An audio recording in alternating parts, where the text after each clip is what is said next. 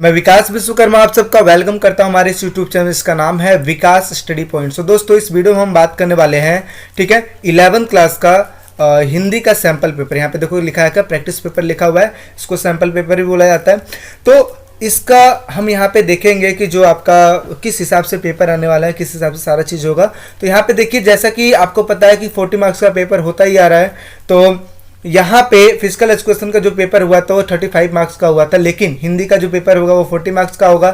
अब एक चीज़ और, जैसा कि मैंने बताया था कि कोई भी पेपर होगा वो 60 मार्क्स का होता था, जिसमें से आपको 50 क्वेश्चन को क्या करना होता था, अटेम्प्ट करना होता था, ठीक है। और जब 50 क्वेश्चन का आप अटेम्प्ट करते थे तो एक क्वेश्चन का जो मार्क्स बनता था वो कितना बनता था, 0.80, ठीक है, ऐसे ही बनता था 0.80 के हिसाब से।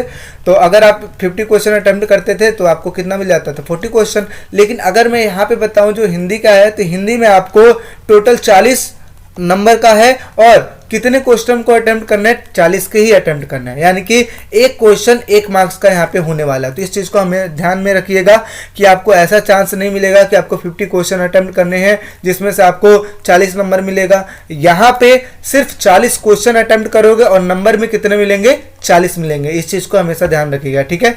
चलिए अब आगे नेक्स्ट बात करते हैं कि किस किस हिसाब से क्या क्या हमारा चीज़ होने वाला है, ठीक है। तो यहाँ पे अगर देखिए तो टाइम आपको देखने को मिलेगा 90 मिनट। सामान्य निर्देश में क्या लिखा है, एक बार इसको जरूर पढ़ लीजिएगा क्योंकि ये बहुत ज़्यादा इंपॉर्टेंट है। प्रश्न पत्र आपके 3 खंडों में डिवाइड होगा, खंड क, ख और ग में, ठीक है। क में अगर मैं बात करूँ तो गद्यांश और काव्यांश देखने को मिलेगा। गद्यांश की अगर बात करूँ तो गद्यांश जो होता है कविता को, कहानी को बोलते हैं, लेकिन काव्यांश कविता को बोला जाता है, ठीक है। और इस पे आधारित टोटल कितने क्वेश्चन पूछे जाएंगे, 36 क्वेश्चन पूछे जाएंगे, जिसमें से आपको 18 क्वेश्चन को अटेम्प्ट करना है, ठीक। अच्छा, दूसरी चीज अभी बात करते हैं, खंड ख में प्रश्न 5 दिया जाएगा, यानी कि 5 क्वेश्चन दिए जाएंगे जिसमें से आपको अटेम्प्ट करना है। इसका जो क्रमानुका संख्या रहेगा, क्रम अनुसार जो संख्या रहेगा वो कितना रहेगा, 37 से लेकर 41 के बीच में, ठीक है। इन सभी प्रश्नों के उत्तर को आपको देना है। और यहाँ पे एक चीज मैं बता दूं कि कोई भी क्वेश्चन को छोड़ना नहीं है। अगर आप ये सोच रहे हो कि 50 क्वेश्चन पहले आता था, कोई भी क्वेश्चन को छोड़ देते थे, लेकिन यहाँ पे कोई भी क्वेश्चन को आपको छोड़ना नहीं है, ठीक है। बस ये खंड क में आपको छोड़ना है, 18 क्वेश्चन को छोड़ने हैं, सिर्फ 18 क्वेश्चन को करने हैं। यहाँ पे देखिए खंड ग में 3 प्रकार के प्रश्न पूछे गए हैं। जैसे कौन कौन से प्रश्न पूछे गए, तो नीचे स्क्रॉल करके दिखा देता हूं मैं। प्रश्न संख्या 42 से 51 में सभी क्वेश्चन को उत्तर आपको देने हैं, और 52 से लेकर 57 में किन्हीं 4 को आंसर देने हैं, और 58 से लेकर 62 में किसी 3 के आंसर देने हैं, ठीक है। तो इस तरीके से आपको दिया जाएगा। नेक्स्ट बात करते हैं, यहाँ पे देखिए निर्देशों को सावधानी से पढ़िए, उनका पालन कीजिए। इस प्रश्न पत्र में वस्तुपरक प्रश्न पूछे गए हैं, यानी कि जिसको वैल्यू बेस्ड क्वेश्चन भी बोला जाता है, और प्रत्येक प्रश्न के उत्तर में 4 विकल्प दिए गए हैं, और विकल्पों में से सबके सही चयन का सावधानी पूर्वक आंसर दीजिए। और इसके अलावा सभी प्रश्नों के लिए 1 अंक निर्धारित किए गए हैं, अर्थात एक क्वेश्चन पे 1 मार्क्स, 40 क्वेश्चन पे 40 मार्क्स, इस तरीके से आपके 40 आ जाएंगे।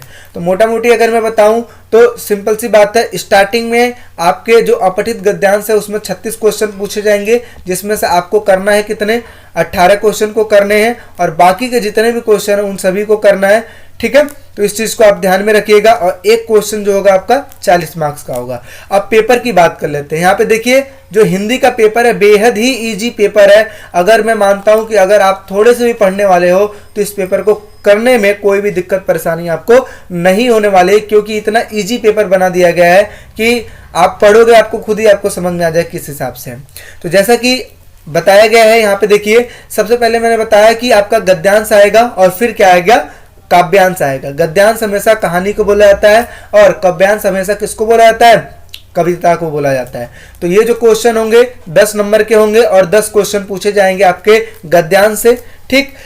अब देखो इसमें क्या है, इसमें पहले मैं दिखा देता हूं पेपर, उसके बाद मैं उसको सॉल्व करके दिखाऊंगा। जैसे मान लो कि स्टार्टिंग में गद्यांश का ये पैसेज है, जो अभी दिखा रहा हूं ये पैसेज है, तो ये एक पैसेज हो गया और नीचे इसके दूसरा पैसेज है। तो यहाँ पे जो है और का ऑप्शन होता है, चाहे इसको आपको अटेम्प्ट करना है, चाहे इसको आपको अटेम्प्ट करना है। तो 10 क्वेश्चन ये, 10 क्वेश्चन ये, चाहे इस 10 क्वेश्चन को अटेम्प्ट कर लो, चाहे इस क्वेश्चन को अटेम्प्ट कर लो।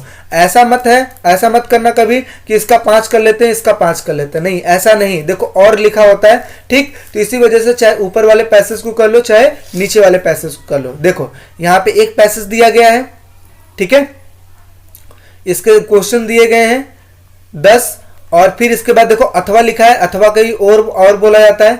इसके बाद दूसरा गद्यांश दिया गया है, ठीक, इसके भी क्वेश्चन आपको दिए गए हैं। तो इस तरीके से यहाँ पे 20 क्वेश्चन कंप्लीट हो जाते हैं। तो आपको करना क्या है, चाहे ऊपर के गद्यांश को अटेंड कर लेना है, चाहे नीचे के गद्यांश को अटेम्प्ट कर लेना है, 2 को ही ऐसा करना है। तो ये हो गया गद्यांश। अब पद्यांश की अगर काव्यांश की बात कर लूं तो यहाँ पे देखिए एक दिया जाएगा काव्यांश, और इसमें भी और ऑप्शन करके दूसरा आपका काव्यांश दिया जाएगा। ये जो होगा काव्यांश, ये आपका अगर मैं नंबरों की बात करूं तो 8 नंबर का होगा, ठीक है। और ये नीचे वाला भी कितने नंबर का होगा, 8 नंबर का होगा। तो चाहे ऊपर वाले को अटेंड कर लो, चाहे नीचे वाले को अटेंड कर लो। और इस तरीके से अगर टोटल मैं इसको जोड़ू तो 10, 20, 20, 8, 28, 28 और 8 कितना होता है, 36 होता है। 36 क्वेश्चन में आपको कितने अटेम्प्ट करने हैं, चाहे इसको अटेम्प्ट कर लो, इसको अटेम्प्ट कर लो। तो अगर इन दोनों को अटेम्प्ट करते हो तो ये कितने हो गए, 18। यानी कि 36 क्वेश्चन में कुल कितने क्वेश्चनों को अटेम्प्ट करने, 18 को कर लो। चाहे इस वाले को कर लो, चाहे इस वाले को कर लो, करना आपको यही है। बात समझ में आ गई? आई होप समझ में आ गया होगा। अब चलिए मैं आपको इसको सॉल्व करके दिखाता हूँ कि किस हिसाब से सॉल्व होगा, क्योंकि ये जितनी भी चीज़ें मैं समझा रहा हूँ, समझाना बहुत ही ज़्यादा इंपॉर्टेंट था आप लोग के लिए। कहीं कंफ्यूज होते तो आपके ही नंबर कटते, इस वजह से आपको सारा चीज़ पहले से बता दिया जाएगा, ठीक है। अब देखिए एक चीज़ मैं बता दूं, जो बच्चे नए हैं चैनल पे वो प्लीज़ सब्सक्राइब कर लीजिए चैनल को, क्योंकि आने वाले टाइम में आपको हिस्ट्री को भी वीडियो देखने को मिलेगा, बहुत सारे सैम्पल पेपर देखने को मिलेंगे, ठीक है। और बाकी जो पुराने बच्चे हैं उनको तो पता है किस हिसाब से कैसे सर्विसेज मिलती है, ठीक।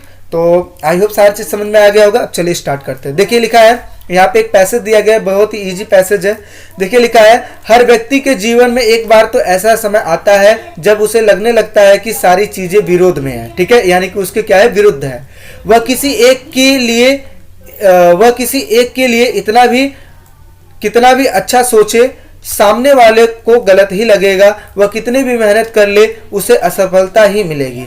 ऐसे समय में उसके मस्तिष्क में क्या है, नकारात्मक विचार घूमने लगते हैं, जो निरंतर अविश्वास की बारिश करते हैं तथा निराशा में डुबो देते हैं। इस परिस्थिति में मनुष्यों को सरल मार्ग दिखाई देता है, आत्महत्या, ठीक है।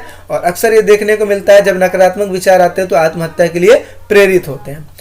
किंतु आत्महत्या कर जीवन को विराम देना कोई समाधान नहीं है। यदि ऐसी स्थिति में कोई आगे बढ़कर हाथ थाम ले, कोई सहारा दे दे, तो हो सकता है कि जीवन में निराश व्यक्ति का जीवन भी प्रकाशित हो जाए और ऐसा व्यक्ति अवसाद में मुक्त हो और इतना बड़ा कार्य करे कि इतिहास रच दे, ठीक है। और लोग दांतों तले उंगली दबा ले।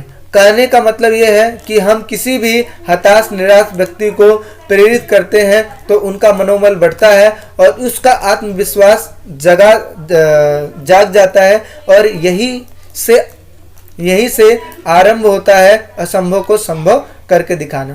तो बहुत ही इंटरेस्टेड यहाँ पे पैसेज है, ठीक है। नेक्स्ट देखो क्या लिखा है। देखा जाए तो हर व्यक्ति की अपनी क्षमताएं एवं सीमाएं होती हैं, किंतु ऐसी विपरीत परिस्थितियां होने पर अपनी ही शक्ति पर अविश्वास सा होने लगता है।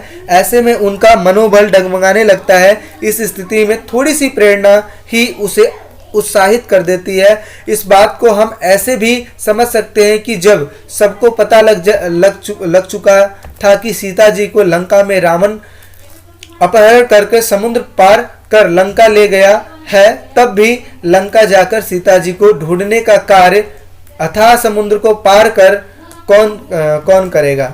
इसमें है इतना साहस, मतलब किसमें है इतना साहस। यह विकट समस्या थी। इस विकट समस्या का समाधान जामवंत ने ढूंढ निकाला। उन्होंने हनुमान जी को यह कार्य करने के हेतु प्रेरित किया, ठीक है। और उनमें सोई हुई शक्ति का एहसास दिलाया। ये रामायण का एक दृश्य है जहाँ पे हनुमान जी को समुद्र को पार करना था, तो उस टाइम पे जो जामवंत जी थे उन्होंने हनुमान जी की शक्ति को दोबारा याद दिलाया और उनको प्रेरित किया। ठीक है। हनुमान जी को भी अपने अपने पर भरोसा हुआ और उन्होंने राम नाम लेते हुए समस्त कार्य को पूरा कर डाला। ठीक है। नेक्स्ट बात करते हैं, हताश हताश, निराशा और असफलता जैसे शब्द हमारे जीवन के शब्दकोश में नहीं होने चाहिए, बल्कि महापुरुषों के जीवन से प्रेरणा लेनी चाहिए और देनी चाहिए। हमें अपने अच्छे कर्मों को याद कर स्वयं उत्साहित हो, पुनः ऊर्जा प्राप्त कर असंभव को संभव बनाने का प्रयत्न करना चाहिए, क्योंकि कोशिश करने वालों की कभी हार नहीं होती है। तो इस पैसेज से हमें ये सीखने को मिलता है कि कई बार ऐसी स्थितियां हो जाती है जब हम हताश निराश होते हैं, तो उस टाइम पे कोई ऐसा व्यक्ति होना चाहिए जो हमें इस निराशा से निकाले और हमें एक मार्ग दिखाए, डायरेक्शन दिखाए, जिसके हिसाब से हम चले। तो काफ़ी अच्छा पैसेज है।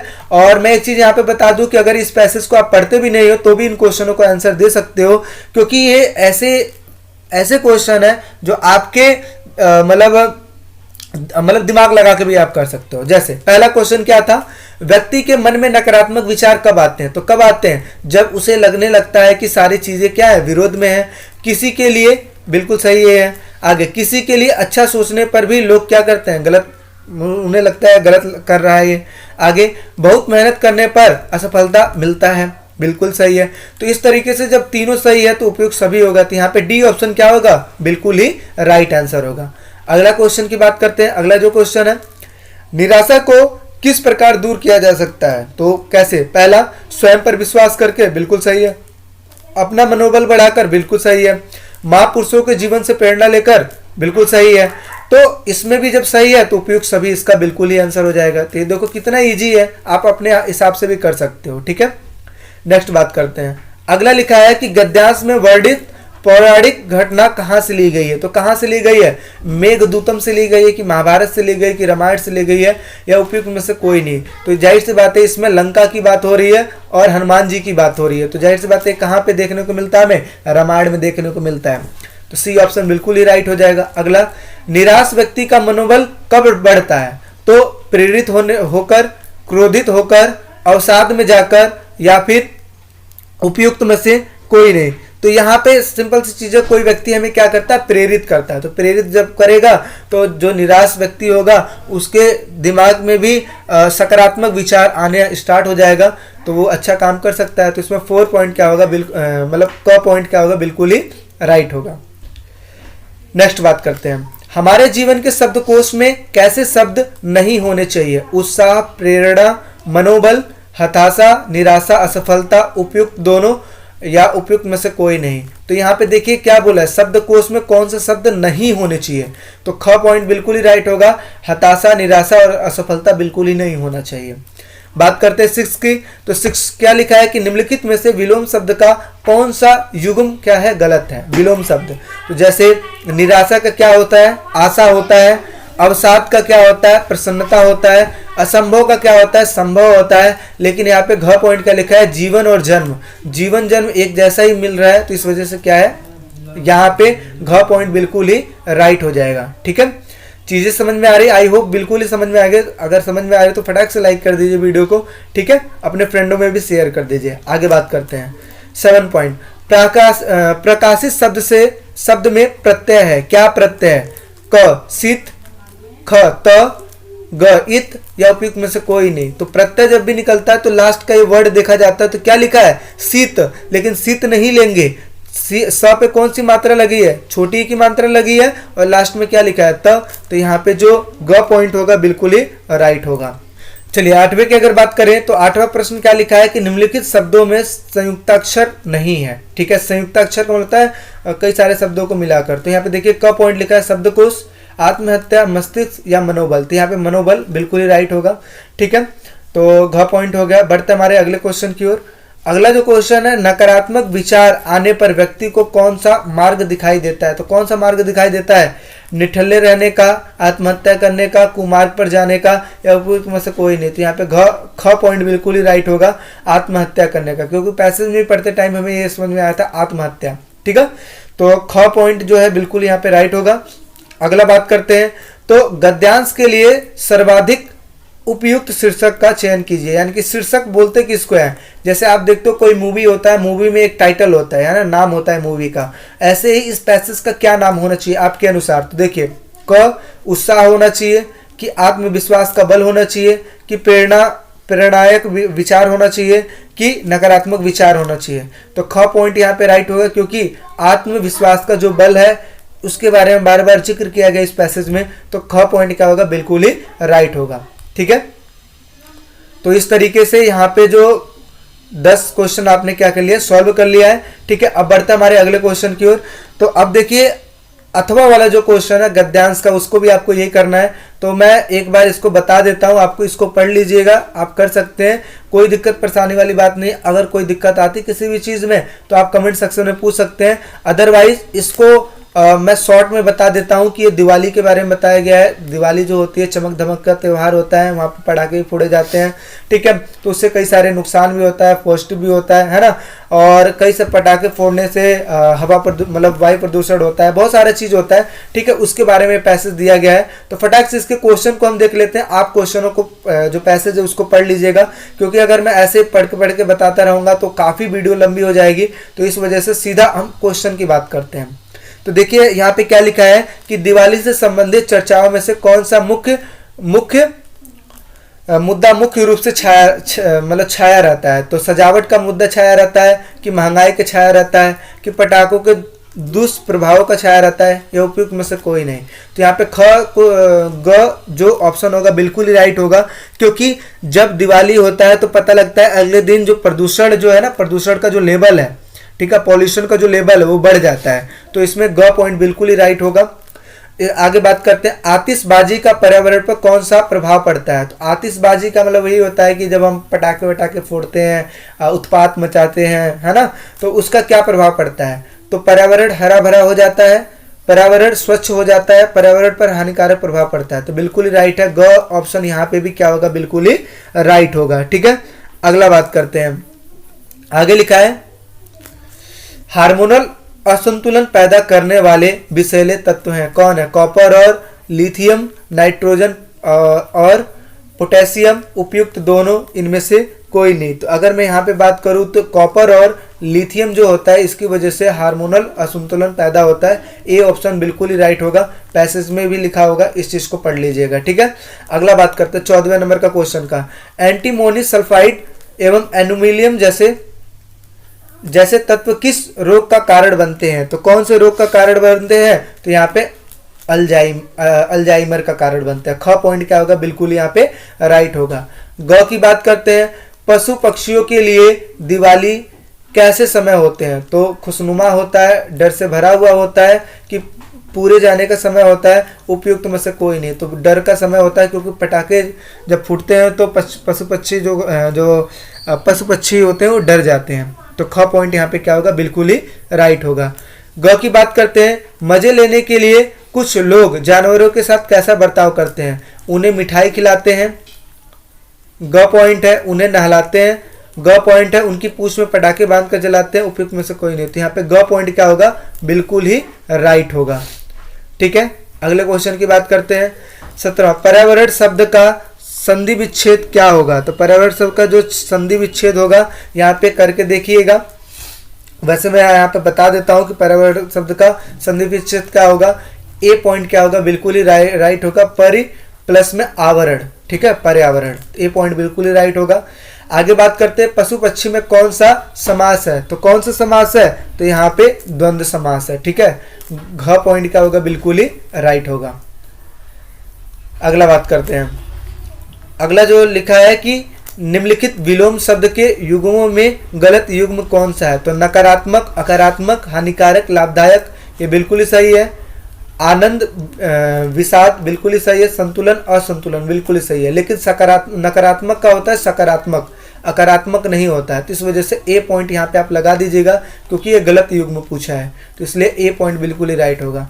20वें की बात करें, उपयुक्त गद्यांश के लिए सर्वाधिक उपयुक्त शीर्षक का चुनाव कीजिए। तो कौन होगा, तो क्या आप इसको लिख सकते हैं, दिवाली की चमक धमक, आतिशबाजी का दुष्प्रभाव, दिवाली का त्योहार, या उपयुक्त में से कोई नहीं। तो यहाँ पे जो ख पॉइंट होगा बिल्कुल ही सही होगा, आतिशबाजी का दुष्प्रभाव। ठीक। तो इस तरीके से जो गद्यांश होता है वो कंप्लीट होता है। अब हम बात करेंगे अपठित काव्यांश की।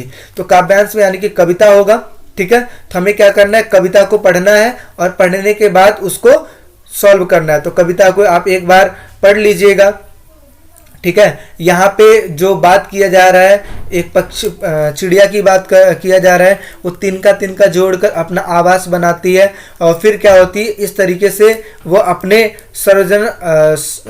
सर्जन आकाश का नया निर्माण करती है, ठीक है।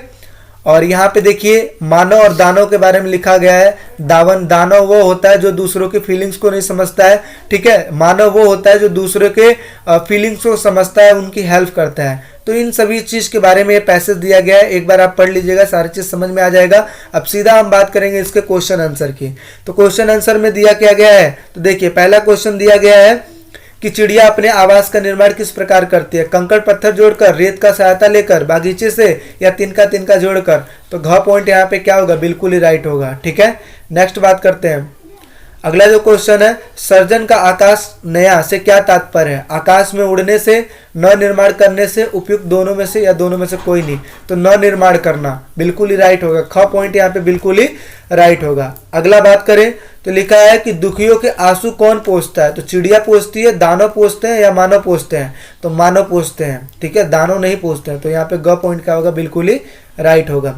ये देखो ऐसे क्वेश्चन है, बिना पैसेज पढ़े भी आप दे सकते हो, बशर्ते बात है आप एक बार पढ़ लीजिएगा, चीजें आपको क्लियर हो जाएंगी। आगे 24 वाला क्वेश्चन क्या है, दानव किस प्रकार के कार्य करने वाले को कहा जाता है, खुशियों को बांटने वाले को, फूल खिलाने वाले को, दूसरों को जी भर के रुलाने वाले को, इतिहास रचने वाले को। तो ग पॉइंट यहाँ पे बिल्कुल ही राइट होगा, कि जो दूसरों को रुलाता है वो दानव ही होता है। अगला बात करते हैं, जीवन में नया विश्वास किस प्रकार आता है, तो मंत्र पढ़कर आता है, आवास बनाकर आता है, रचनात्मक कार्य करके आता है, या फिर उपयुक्त में से कोई नहीं। तो यहाँ पे जो ग पॉइंट होगा बिल्कुल ही राइट होगा, कि रचनात्मक जब हम कार्य करते हैं तो क्या होता है, जीवन में नया विश्वास पैदा होता है, ठीक है। क्योंकि आप देखते हो कोई भी काम करते हो तो अगर वो काम अच्छा हो जाता है तो आपको फुल कॉन्फिडेंस आ जाता है, तो वही चीज है। आगे, नाश का मंत्र पढ़ने से क्या तात्पर्य है, मंत्र पढ़कर यज्ञ करना है, मंत्र पढ़कर भला करना है, दूसरों का अहित करना है, उपयुक्त में से कोई नहीं, तो दूसरों का अहित करना है। तो ये नाश का मंत्र है, यानी कि नाश करना, किसी का गलत करना, ठीक है। अगला बात करते हैं 27 नंबर वाले क्वेश्चन का। देखिए यहाँ पे लिखा है, फूल खिलाने का प्रयोग किस संदर्भ में किया गया है, तो बागीचे में फूल खिलाना, प्रत्येक व्यक्ति तक खुशियां पहुंचाना, आवास बनाकर प्रसन्न करना, या फिर उपयुक्त में से कोई नहीं। तो ख पॉइंट बिल्कुल राइट होगा, प्रत्येक व्यक्तियों तक खुशियां पहुंचाना, फूल खिलाना, ठीक है। 27वां हो गया। अब बात करते हैं 28वें की। तो 28वां क्या लिखा है यहाँ पे, तो ध्यान से देखिए, लिखा है काव्यांश के आधार पर बताइए अत्याचार करने वालों का क्या अंत होता है। तो वह अच्छे कार्य करने लगते हैं, एक दिन खुद ही नष्ट हो जाते हैं, घर घर जाकर फूल खिलाते हैं, या उपयुक्त में से कोई नहीं। तो जो बेकार करेगा, जो अत्याचार करेगा, उनका खुद ही एक दिन नष्ट हो जाएगा। तो ख पॉइंट क्या होगा, बिल्कुल ही राइट होगा। फिर यहाँ पे देखिए, फिर एक पैसेज दिया गया है, ये बचपन के बारे में है, ठीक है। तो इसको एक बार पढ़ लीजिएगा, सीधा हम क्वेश्चन आंसर की बात करेंगे। तो यहाँ पे देखिए क्वेश्चन क्या लिखा है, कि कवित्री को बार बार बचपन की यादें क्यों आती है, बचपन के दिन मधुर होते हैं, बच्चे सबके प्यारे लगते हैं, बचपन के दिन स्वच्छ और उल्लासपूर्ण होते हैं।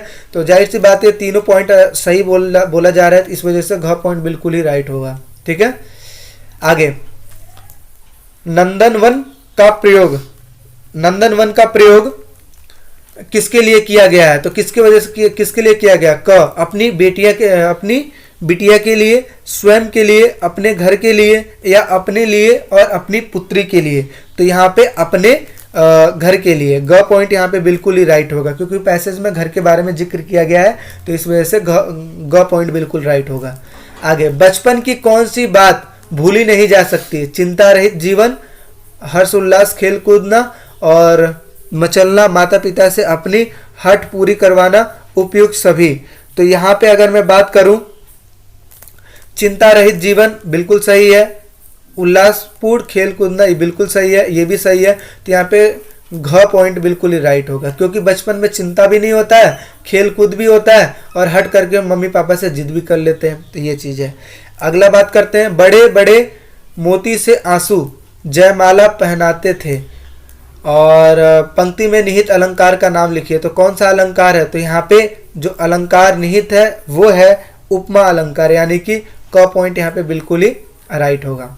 ठीक है, आगे बात करते हैं। कवियत्री की बिटिया हाथ में क्या लेकर आई थी? तो कुसुम या मिठाई या मिट्टी या कुछ नहीं। तो जब आप पैसेज पढ़ोगे तो वहाँ पे उन कवियत्री की जो बिटिया है मिट्टी लेकर आती है, तो ग पॉइंट यहाँ पे बिल्कुल राइट होगा। तो इन क्वेश्चन को करने से पहले एक बार आप पैसेज को पढ़ लीजिएगा या फिर वीडियो पॉज करके आप पढ़ लीजिएगा, तो चीज़ें समझ में आ जाएंगी। आगे बात करते हैं।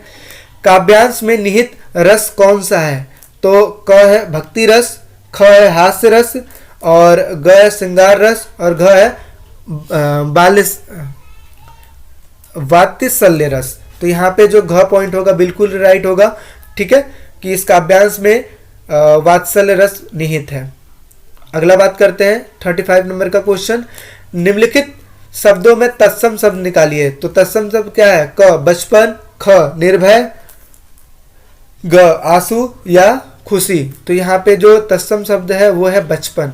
ठीक, कवित्री किसको बुला रही थी? बिटिया को, चिड़िया को, बचपन को या किसी को नहीं। तो यहाँ पे अगर मैं बात करूं तो कवित्री जो है बचपन को याद कर रही थी। ठीक है, तो यहाँ पे जो ग पॉइंट है बिल्कुल ही राइट होगा।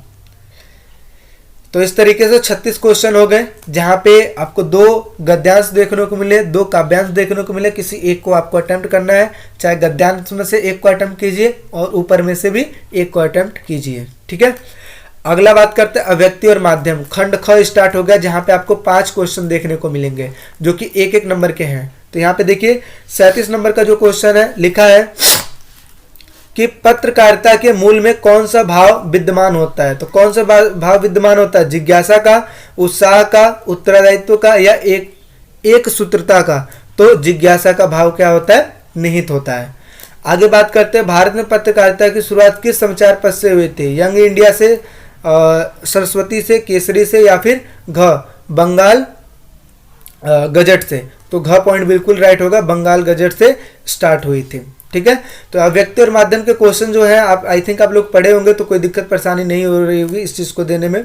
अगला, लोकतंत्र का चौथा स्तंभ क्या है? कार्यपालिका, विधायिका, न्यायपालिका। तो ये जो तीनों है, तीनों स्तंभ तो है ही, लेकिन यहाँ पे कुछ नया देखने को मिल रहा है, मीडिया। तो मीडिया भी इसका चौथा स्तंभ है, तो इस वजह से यहाँ पे ग पॉइंट क्या होगा? बिल्कुल ही राइट होगा। अगला,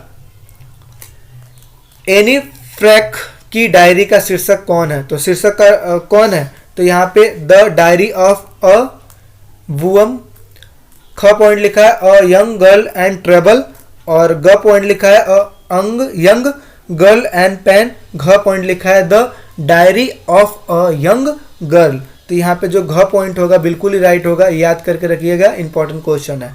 तो घ पॉइंट बिल्कुल राइट होगा। अगले क्वेश्चन की बात करते हैं। तो 41 का क्वेश्चन देखिए। निम्नलिखित में से कौन सा तत्व समाचार लेखन का नहीं है? तो नवीनता, कल्पना, जन रुचि या निकटता। तो कल्पना जो है ये तत्व नहीं है समाचार लेखन का, तो ख पॉइंट बिल्कुल ही राइट होगा। अब यहाँ पे देखिए, अब आपकी जो पुस्तक है, पुस्तक से आपका काव्यांश लिया गया है। तो ये जो चीज़ है आपको पढ़ना है और नीचे दिए गए क्वेश्चन को आपको करना है। तो आई होप आपने ये क्वेश्चन को इस जो काव्यांश इसको आपने पढ़ा होगा। ठीक है, अब सीधा आंसर की बात करते हैं, क्योंकि यहाँ पे वीडियो बहुत ज़्यादा लंबी हो जाएगी, एक एक चीज़ करके मैं बताऊंगा। तो लेकिन एक चीज़ मैं आपको यहाँ जरूर बता दूं कि यहाँ पे मुरली तव गोपाल ही भावत, तो ये अगर एक लाइन भी पढ़ोगे तो इससे समझ में आ जाएगा कि ये जो पैसेज है कृष्ण जी के बारे में बात की जा रही है, तो इससे संबंधित है। ठीक है, तो यहाँ पे देखिए पहला क्वेश्चन लिखा है, पुस्तक प्रस्तुत काव्यांश किस भाषा में लिखा गया है? तो जब भी कृष्ण जी की बात होती है तो ये ब्रज भाषा में ही लिखी जाती है, तो ग पॉइंट यहाँ पे बिल्कुल ही राइट होगा। ठीक है, अगला बात करते हैं 43 का, प्रस्तुत काव्यांश में गोपियों की किस भावना का चित्रण किया गया है? तो किस भावना का चित्रण किया गया है? तो पहला पॉइंट क्या लिखा है कि अधिकार भावना, स्नेह भावना, मुरली के प्रति सौतेई, डाह या उपयुक्त में से कोई नहीं। तो यहाँ पे ग पॉइंट बिल्कुल ही राइट होगा, क्योंकि जब जब कृष्ण भगवान मुरली बजाते हैं तो उस टाइम पे जो गोपियां हैं झूम के नाचती तो हैं, साथ ही साथ मुरली से ईर्ष्या करने लगती हैं, क्योंकि जो मुरली है हमेशा कृष्ण भगवान के होठों पे लगी रहती है और उन्हीं को सबसे ज़्यादा स्नेह देते हैं। इस वजह से जो गोपियां हैं वो हमेशा मुरली को डाहती हैं, यानी कि कोसती हैं। तो इस वजह से यहाँ पे ग पॉइंट बिल्कुल ही राइट होगा। अगला बात करते हैं, सेज पर कौन विराजमान है? सेज पर कौन विराजमान है? तो सेज यहाँ पे कृष्ण भगवान के अधर की बात की जा रही है। तो अधर पर हमेशा क्या होता है? मुरली ही होती है। गोपियां या मोर के पंख या नीलमणि नहीं होता है, मुरली होती है। तो यहाँ पे ग पॉइंट क्या होगा? बिल्कुल ही राइट होगा। अगला बात करते हैं, तो अगला लिखा है यहाँ पे 45वां लिखा है कि कर पल्लव में कौन सा अलंकार है? क उपमा अलंकार है, ख उत्प्रेक्षा अलंकार है, ग अनुप्रेस अलंकार है, या फिर घ रूपक अलंकार है। तो इसमें क्या है? रूपक अलंकार है। घ पॉइंट बिल्कुल ही राइट होगा। ग की 46 की अगर बात करें तो लिखा है कि कन्नौड़े शब्द का अर्थ है। तो क्या अर्थ है? क स्वामी, ख दास, ग सखा या घ राजा। तो क्या है यहाँ पे? ख पॉइंट। कन्नौड़े शब्द का अर्थ है दास। इतनी चीज समझ में आ गई। चलिए नेक्स्ट बात करते हैं। तो यहाँ पे देखिए अगला जो है फिर वही है कि आपका गद्यांश दिया गया है, गद्यांश को आपको पढ़ना है और नीचे दिए गए क्वेश्चनों को सॉल्व करना है। अब यहाँ पे एक चीज याद रखिएगा कि जो गद्यांश दिया गया जरूरी नहीं है कि इन्हीं में से क्वेश्चन पूछा जाएगा। सबसे पहले आपको ये डिसाइड करना है, ये देखना है कि ये जो क्वेश्चन है कहाँ से लिया गया है, ठीक है, और इसके शीर्षक कौन से हैं, ठीक है, इस चैप्टर में क्या क्या चीज़ दिया गया है। तो जो पढ़ने वाले बच्चे हैं उनको तो 1% की भी दिक्कत नहीं आने वाले है, क्योंकि इसको पैसेज को पढ़ते ही उनको पता लग जाएगा कि कहाँ से लिया गया है और इनके लेखक कौन से हैं, ठीक है। तो चलिए अब पैसेज में पढ़ के सुनाऊंगा तो नहीं, लेकिन सीधा क्वेश्चन आंसर की बात कर रहा हूँ। आप सीधा पढ़ लीजिएगा वीडियो पॉज करके और सीधा क्वेश्चन आंसर को कीजिएगा। तो यहाँ पे देखिए लिखा है कि पहला लिखा है कि प्रस्तुत गद्यांश के लेखक कौन है। तो सबसे पहले बात आपको तो ये पता होना चाहिए कि ये जो चीज़ लिया गया कहाँ से लिया गया है। तो ये जो पैसेज है ये दोपहर का भोजन, ये जो चैप्टर है वहाँ से लिया गया है और इसके जो रचनाकार है वो है ग यानी कि अमरकांत, ठीक है। अमरकांत जी इसके रचनाकार है यानी कि लेखक है। तो पहले पॉइंट का 47वें का आंसर ये हो जाएगा ग। अगला बात करते हैं, पागल नहीं है बड़ा होशियार है, उस जमाने का कोई महात्मा है। सिद्धेश्वरी का यह कथन किसके लिए है? किसके लिए है? तो किसके लिए है? तो यहाँ पे रामचंद्र के लिए है, ठीक है। तो ख पॉइंट बिल्कुल ही राइट होगा। अगला बात करते हैं, सिद्धेश्वरी का उपयुक्त कथन किस बात का सूचक है? तो क लिखा है, एक सेकेंड, क लिखा है उसके लड़के महान है। ख लिखा है उनके बेटे की समाज में बड़ी इज्जत है। ग लिखा है भूख एवं अभाव के कठिन दौर में परिवारों को जोड़े रखने का प्रयास है। ग लिखा उपयुक्त में से कोई नहीं। तो यहाँ पे ख पॉइंट बिल्कुल ही राइट होगा, ठीक है। भूख एवं अभाव के कठिन दौरान में परिवार को जोड़े रखने का प्रयास, ठीक है। ग पॉइंट बिल्कुल राइट होगा। आगे बात करते हैं, प्रस्तुत गद्यांश किस पाठ का अंश है? तो किस पाठ का अंश है? टॉर्च बेचने वाला, दोपहर का भोजन, अंडे का छिलका या ईदगाह। तो मैंने आपको स्टार्टिंग में बताया कि दोपहर का भोजन का वह है, यानी कि जो चीज़ लिया गया है दोपहर के भोजन से लिया गया है। नेक्स्ट बात करते हैं 51 की। तो यहाँ पे लिखा है कि प्रमोद कौन है, यानी कि प्रमोद कौन है। तो यहाँ पे अगर मैं बात करूँ तो क है सिद्धेश्वरी का बड़ा लड़का, सिद्धेश्वरी का भतीजा और सिद्धेश्वरी का छोटा लड़का, या ग है रामचंद्र का मित्र। तो यहाँ पे उसका बेटा ही तो था, छोटा बेटा, तो सिद्धेश्वरी का छोटा बेटा, ठीक। तो ये हो गया। अब बात करते हैं 52 का। तो यहाँ पे देखिए लिखा है कि निम्नलिखित 6 प्रश्नों में से किन्हीं 4 प्रश्नों का ही सही उत्तर चुनिए, यानी कि विकल्प में चुनिएगा। तो कौन? अगला पॉइंट लिखा है कि टॉर्च बेचने वाला किस कंपनी की टॉर्च बेचता था? तो वह है सूरज छाप के कंपनी का टॉर्च बेचता था। ये तो आपको इजीली आपको याद ही होगा। दोपहर का भोजन कहानी की मूल संवेदना क्या है? तो मूल संवेदना क्या है? तो पहला लिखा है रोमांच, दूसरा लिखा है कि व्यंग, तीसरा लिखा है बेरोजगारी से जूझ रहे निम्न मध्यवर्गीय परिवारों की कथा। तो बिल्कुल ग यहाँ पे क्या होगा? राइट होगा। अगला बात करते हैं 54वां का। तो क्या लिखा है कि हमीद को ईदगाह जाने के लिए कुल कितने पैसे मिले थे? तो कितने पैसे मिले थे? 3 पैसे मिले थे। तो इस चीज़ को याद करके रखिएगा। घ पॉइंट बिल्कुल ही राइट है। आगे कबीर के अन्न न भावे नींद न आवे का क्या कारण है? तो जाहिर सी बात है कबीर दास का जो वचन था या किस चीज के लिए वो बार बार प्रेरित हो रहे थे, तो परमात्मा में वियोग के लिए। तो यहाँ पे क पॉइंट क्या होगा, बिल्कुल ही राइट होगा। ठीक है, अगला बात करते हैं 56 का। खेलन में को कायो घुसयो पद में किसका स्वाभाविक चित्रण किया गया है? चतुराई का, राजनीति का, चतुरता का या बाल मनोविज्ञान का? तो जाहिर सी बात है बाल मनोविज्ञान का। ठीक है, खेलते खेलते टाइम में जब कृष्ण भगवान के बचपन की बात हो रही थी, तो वो जब गुस्सा हो जाते थे, तो ये किस चीज़ की बात हो रही है? बाल मनोविज्ञान का, यानी कि बचपन की बात हो रही है। तो ग पॉइंट यहाँ पे बिल्कुल राइट हो जाएगा। अगला बात करते हैं, श्याम रंग में कौन सा अलंकार है? तो श्याम रंग में कौन सा अलंकार है? श्लेष अलंकार है। तो क पॉइंट यहाँ पे बिल्कुल राइट हो जाएगा। अगला बात करते हैं, इसमें से भी आपको 3 क्वेश्चन को करने हैं। अंडे के छिलके का पाठ की विद्या क्या है? तो क्या है? आत्मकथा है, जीवनी है, कहानी है, एकांकी है? तो एकांकी है। ग पॉइंट बिल्कुल ही राइट होगा। राधा कौन सा उपन्यास पढ़ती थी? चंद्रकांता संतति या गोदान या मैला आंचल या फिर गुनाहों का देवता? तो कौन सा पढ़ती थी? यहाँ पे चंद्रकांता संतति पढ़ती थी। ठीक है, नेक्स्ट बात करते हैं। बीना श्याम के लिए क्या बनाती थी? पिज्जा बनाती थी, और क्या लिखा है, कटलेट या समोसा या अंडे का हलवा? तो जाहिर सी बात है अंडे के हलवे पे ही सारा स्टोरी है। तो यहाँ पे ग पॉइंट क्या होगा? यहाँ पे बिल्कुल राइट होगा। अगला, राधा को गोपाल का कौन सा रहस्य पता था? तो कौन सा रहस्य पता था? धूम्रपान करना, सिनेमा देखना, उपन्यास पढ़ना या फिर मछली खाना? तो यहाँ पे अगर मैं बात करूँ तो धूम्रपान करना बिल्कुल ही राइट आंसर होगा। अगला बात करते हैं 62 का। निम्न में से बीना के चरित्र की विशेषता क्या थी? वह सुशिक्षित थी, वह स्वच्छता प्रिय थी या फिर आधुनिक विचारों वाली थी या उपयुक्त में से सभी? तो यहाँ पे ये तीनों ही क्वालिटी उसके अंदर थी। इस वजह से ग पॉइंट क्या हो जाएगा? बिल्कुल ही राइट हो जाएगा। तो इस तरीके से आपका जितना भी क्वेश्चन पेपर का जितने भी क्वेश्चन थे, सब चीज़ को मैंने सॉल्व करवा दिया है। आई होप सारी चीज़ आपको कवर अप हो गई होगी।